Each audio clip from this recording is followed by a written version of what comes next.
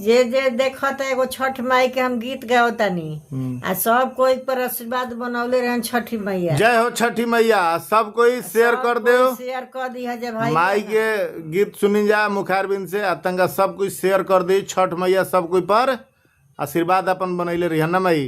चलो कर लाली लाली आखिया के कर लामी लामी केस के कर पिया परदेसिया के कर मनावा उदास सूरज बाबा के लाली लाली आँखिया छठी माई के लामी लामी केस उनु कर पिया परदेसावा उनु कर मनावा उदास उनु कर मनावा उदास।